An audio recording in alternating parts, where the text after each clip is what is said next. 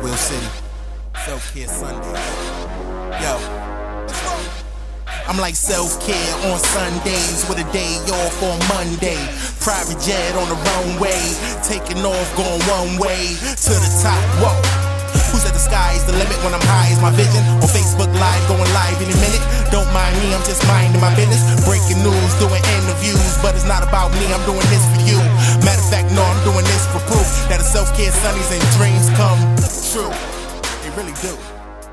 Hi, everyone, and welcome to this week's episode of the Self-Care Sundays podcast. We're excited for this week's guest, Lauren. But before we get started, I want to ask for your help supporting the podcast via Patreon. Patreon allows supporters of the show to donate a monthly amount to help with our costs, including monthly maintenance fees, and to pay our audio engineer. We'd also like to raise enough money to hire a transcription service to make our episodes more accessible to everyone. If you'd like to help us out, please check out patreon.com/selfcaresundays-podcast. That's patreon.com/selfcaresundays-podcast. Thank you in advance. It's the generosity of our listeners that help this information become accessible to so many people in the first place. Let's get started. How are you doing today, Lauren? I'm okay, thanks. How are you? I'm good. So I'd love to start with kind of the question that we often start with, which is, could you just tell me a little bit about your typical day and where your self-care habits kind of play a role? Sure. I don't really ever have typical days. My days tend to be a little bit different here and there based on the type of work that we do. So sometimes I'm here in the office and answering emails and working with Erica, who I work with, getting projects done. And other times we're in areas like Vallejo, which is where we're doing some of our work on lack of access to healthy foods and meeting with various entities from the Black Farmers Association to our community organizer.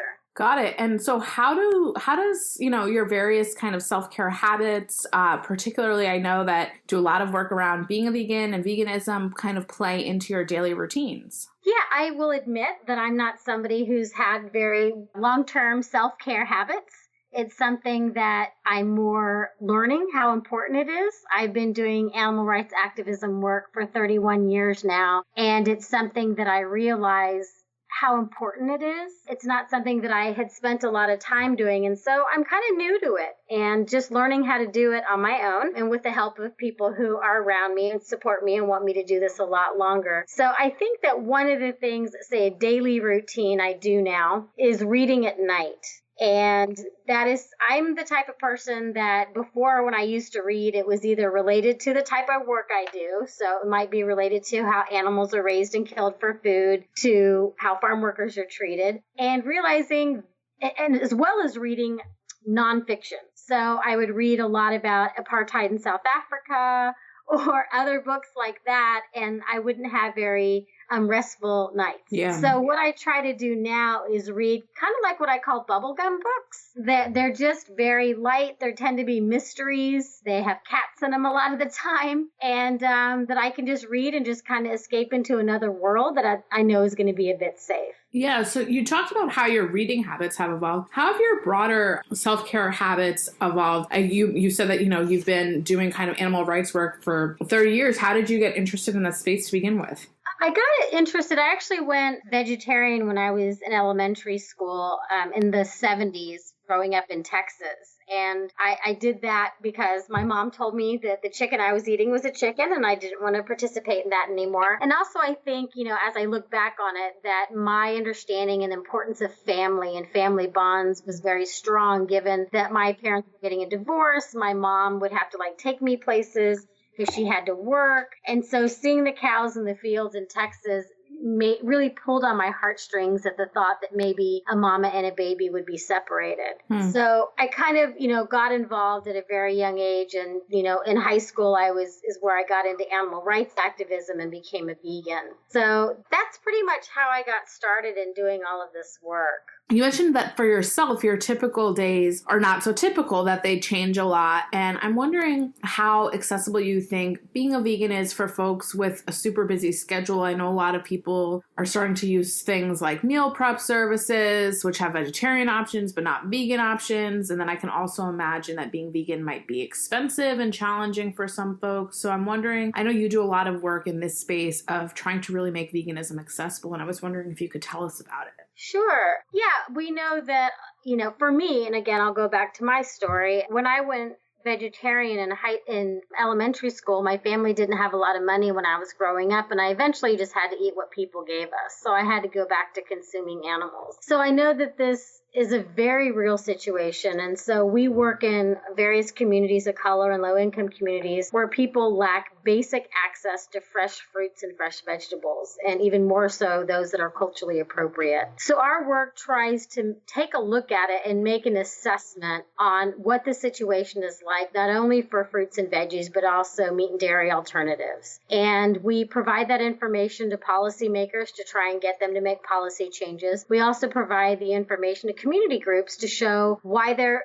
work is necessary and why it's important that they continue to get funding to, say, have urban gardens. Mm-hmm. So we also follow up doing focus groups to make sure what the community wants and what the community needs is what the policymakers hear. So that, again, a lot of times people have their own ideas and their own opinions on what will work for communities to access healthy food, but really the answers come from the community. So we want to amplify their voices. Yeah, I think that makes so much sense, and it's often something that's kind of left out of policy making.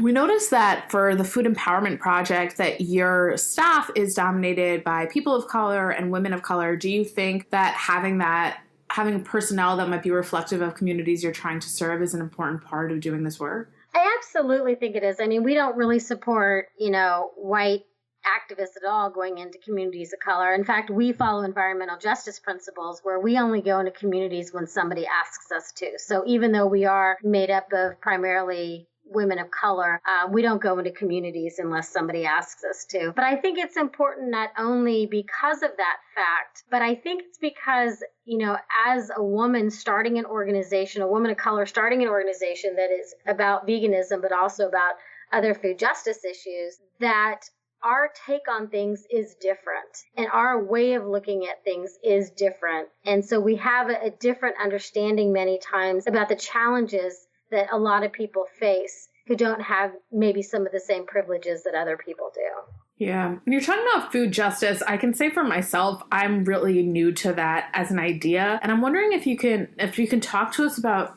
just briefly some of the different aspects of the food industry, the individual consumer, animals, workers at risk of exploitation, just kind of so we can help to understand this. Sure. Yeah. I mean, food justice is wide and varied, and people have their different interpretations of it. For the way that we do our work, we do look at the suffering of non-human animals, and that for those who have access to healthy foods, that one of the ways they can reduce some suffering is to not consume animals or their byproducts in an effort to not contribute to the separation of families, as mother cows have their babies taken away from them immediately after birth, because mama cows who are thousands of pounds will fight to be with their babies who they've had in their bellies for 9 months. Also, thinking of the animals such as pigs and chickens who are kept in such confined spaces that they can't even turn around, or for the hens spread their wings. So for the non-human animals, we definitely, look at veganism and not contributing harm to them as an important way to lessen some suffering.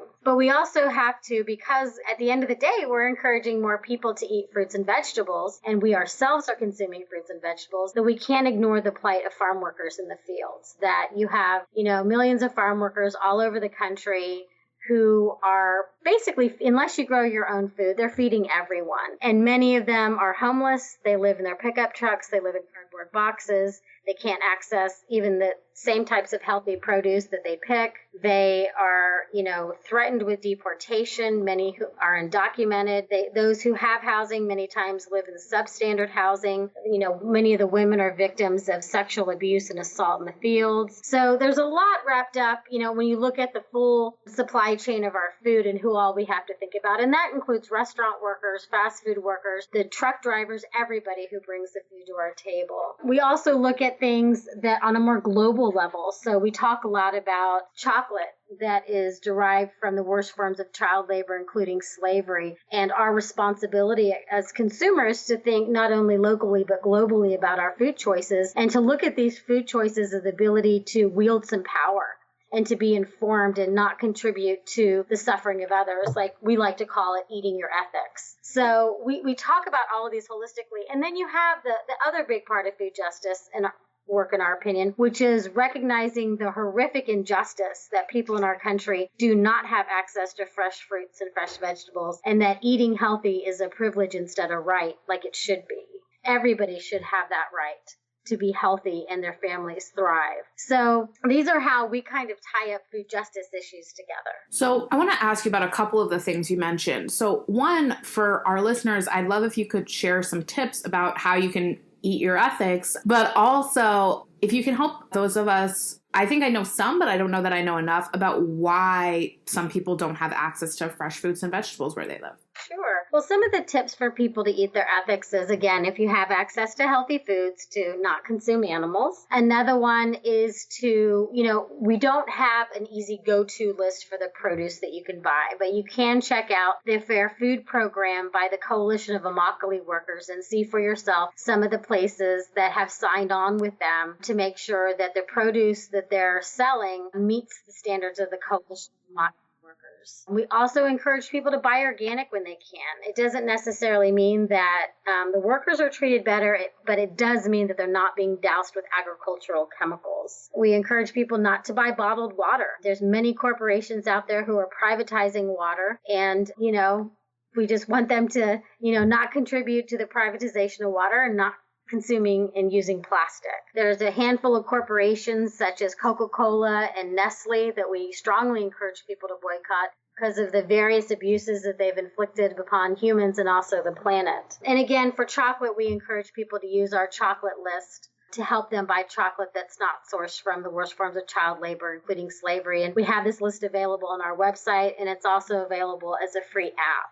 So in terms of your other question on people lacking access to healthy foods, some of this is straight up racism, that communities of color, indigenous communities are the ones who are deprived of this. We have grocery stores such as Safeway, who have moved from communities of color, downtown locations, and relocated to more suburban areas that have placed restrictive deeds on their former property, preventing other grocery stores from moving in. So in the community we're working in, Vallejo, California, they placed a restrictive deed on their former property for 15 years, preventing another grocery store from moving in. And we found that they're doing this all over the country. So there's a lot of various barriers. You have, just other situations that are set up intentionally, such as what Safeway is doing, and other things that are unintentional. But overall, this is a prevalent problem internationally and nationally, where it's really communities of color and indigenous populations that are the most impacted. So I don't know that for many people, including myself, that we think about, food as being such a social justice issue. I certainly don't. And I know that a lot of people, including myself, sometimes treat food as self-care, and sometimes in unhealthy ways where it's kind of like you're eating and you're binging, or you're eating unhealthy foods. But others, I've often found it, and I've heard other guests on the show talk about how preparing food and preparing healthy food can really be a form of self-care, where it really makes you feel good to know what's going in your body and to take that time to devote to yourself in cooking and preparing a meal, which, of course, all of this has privilege wrapped up in it. But I'm wondering how you think about the relationship between food and self-care, because a lot of your work is obviously about community care, but how do you think about it in relation to self-care? I think that's a really great question. I have really only looked at food as a tool for social change since I was in high school. So in terms of for me, a lot of it is self-care. If I'm not eating my ethics, if I'm having an internal conflict about causing harm to others, that's not good self-care for me. Mm-hmm. And so I absolutely, I know that cooking and growing your own food is incredibly healing for people. And I'm somebody who's never had land, because I've always lived in apartments, to know what that's like. But we do know that it does enrich children's understanding of, that connection with land and food with their bodies, which is incredibly important. When I tell you I'm learning self-care, I really am. It's so new to me. And it's so, I've been doing this so long, and, when people used to talk about self-care in the past, I'd be like, whatever, I've got work to do. And then I would see young activists, and I would see them being like me. And I would be like, oh my God, we need to talk about self-care. We need to talk about the fact that you need to take care of yourself. And I saw it as really important for them, and I still realized I wasn't modeling it very well. And I think that's what's inspired me to try and take a look at self-care, is because I haven't modeled it very well for younger activists. Yeah. So, I mean, I think that that's true. And I think that as I was starting into activism, that was the inspiration behind the podcast, was that I didn't see a lot of great models for it. And where I was seeing it, I was like, it was quite rare, and I was actively seeking it out. And I thought, if I'm fortunate enough to have access to people who are doing this well, or at least trying in the way that you are, that I should share what that journey is like with others. Definitely. You have I believe you have this website called veganmexicanfood.com. Could you tell us about it a little bit? Sure. It is available in English and Spanish. And basically what it is are just recipes. I'm a very proud Chicanx. And so it was very important for me to have my culture represented and to show, my own people, about how easy it is for us to be vegan again, if you have access to fresh produce, with our own foods, and how basically colonization changed a lot of what we ate.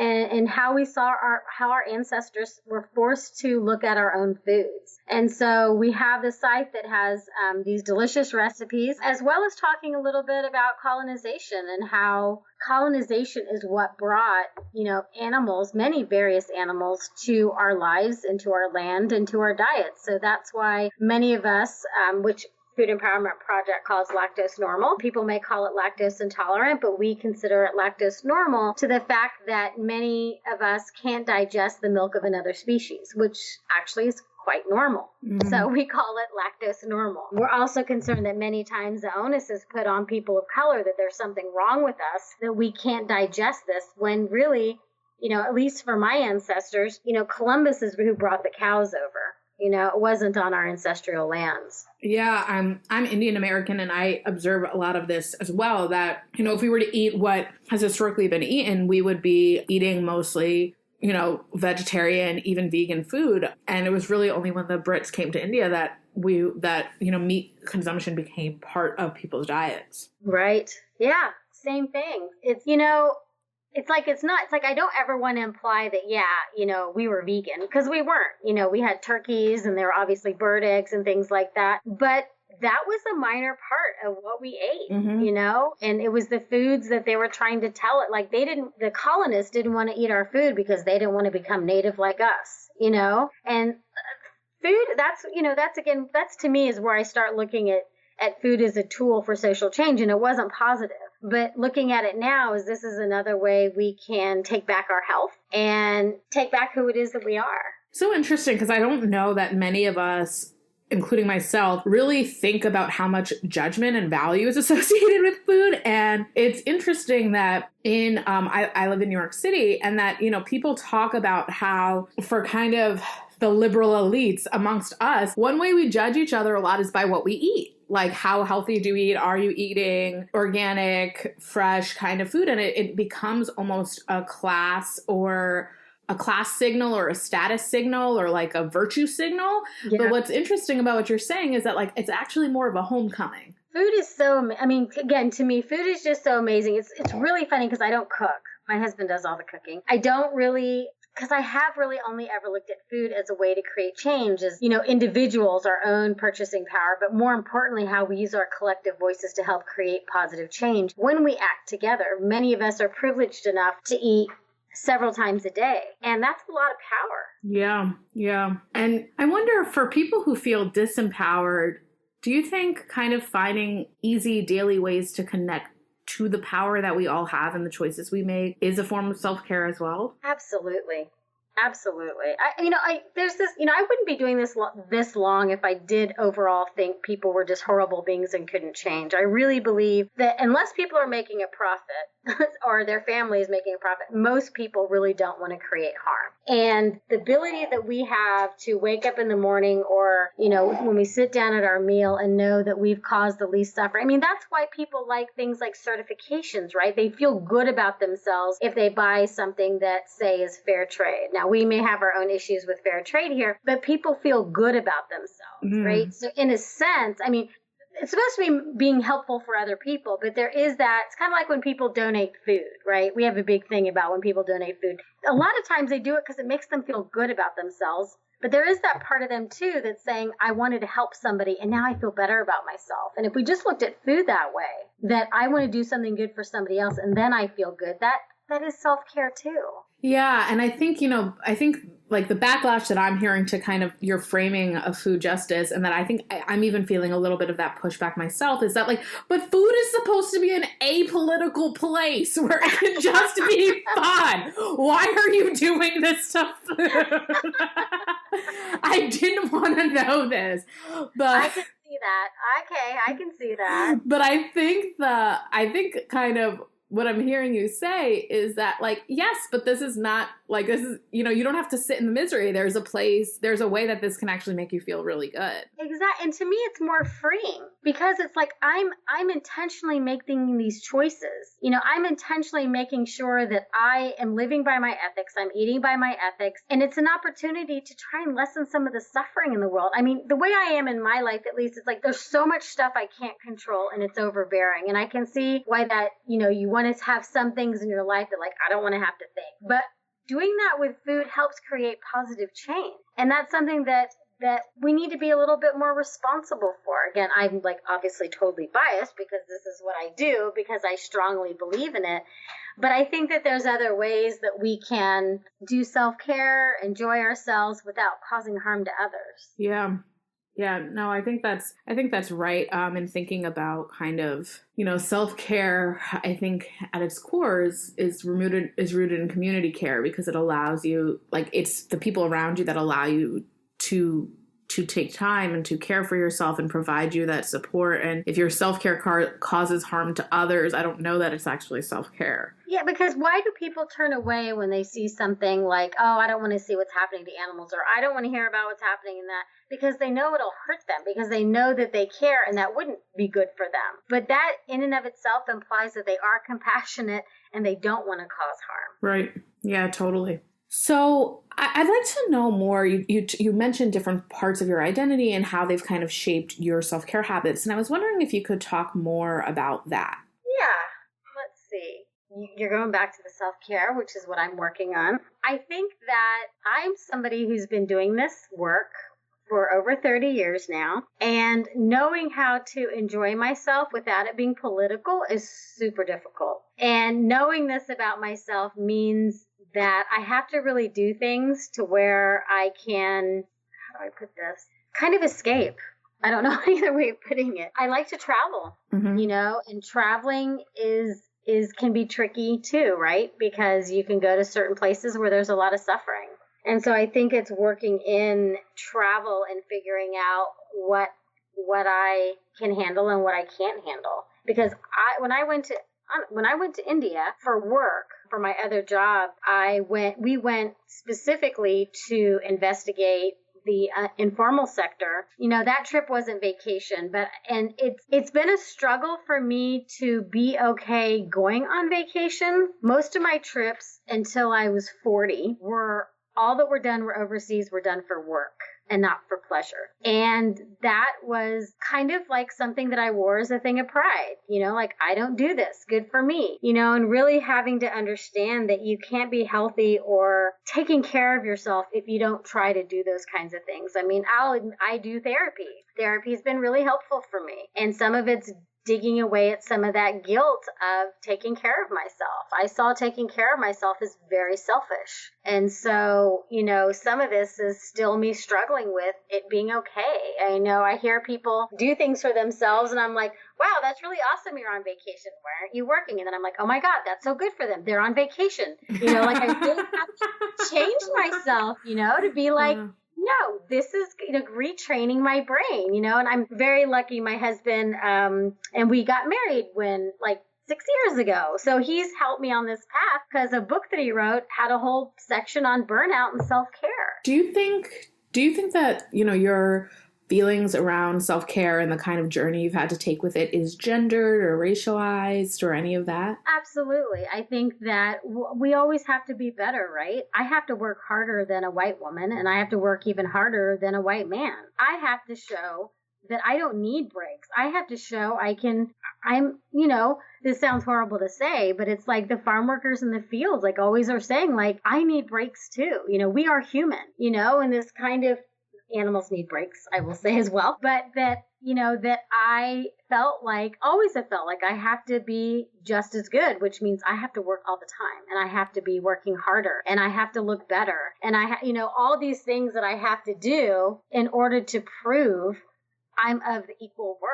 Yeah, I think that that's where, for me, self-care feels political, because I think by refusing to do that, you are saying that I am, look at my work and see that I'm just as good. Don't make me kind of have to be twice as good to get half as much. Like I often say, if I'm going to be twice as good, I want twice as much. No, you're spot on. It's like I'm learning from you about self-care right now. Well, it is a self-care studies podcast. You hear people say that about revolutionaries do that, and I try and hold that to my core, like it's okay. But it's sometimes I forget.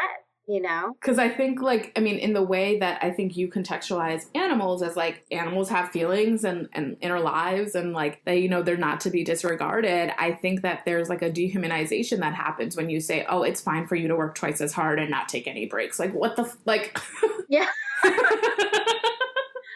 Totally. I know. You're totally comfortable with saying animals need breaks. But, Lauren, you need a break. I know. I'm trying to learn. I really am. It's seriously, it's my self-care. I'm okay, I read. I like to go, Friday nights is my one night that I try to take 2 hours. I agree with, my computer tends to have to be off by 9:30 at night every night so that I can try to, get over the day. But Friday nights is when I watch really bad movies with my husband, and just really bad movies, just to kind of fluff, because I prefer to watch documentaries. So.